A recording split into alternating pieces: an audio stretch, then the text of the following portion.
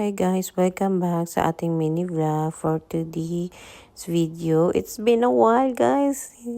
Ilang month din ako hindi na pag-vlog. So, this is it, pansit. Kumuha pala ako ng apartment guys. Nag-rent kami ng mga kasama ko sa trabaho. And yes, ang busy-busy ko guys. So, I'm proud of me because I'm alone. Charot. May sarili na akong kwarto.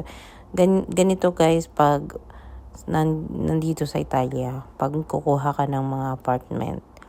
So, yeah, kahit maliit yung kusina o CR, basta lang may sarili akong kwarto. Charot.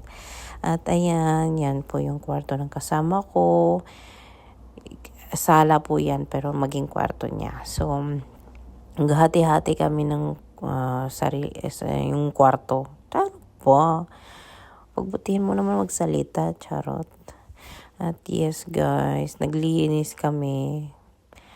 Nakaka-proud din. So, this is the day na nagpirmahan kami ng agency guys.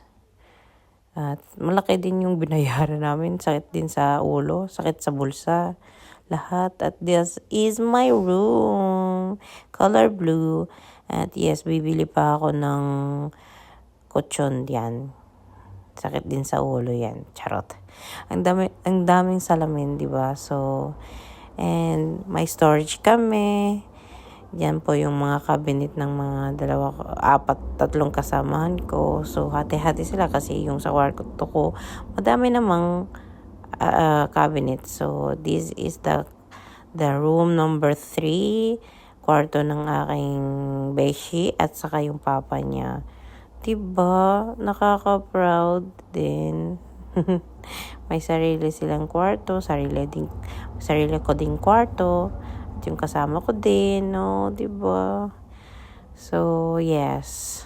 I'm so proud, guys. Para makuha ko na yung anak ko. And, ayan. Ang ganda ng araw na yun. Diba? Linis-linis. Nakakapagod din para maglipat, no? So, I hope na-enjoy nyo tong video, guys. Bibilisan ko kasi konti lang to. Sayonara!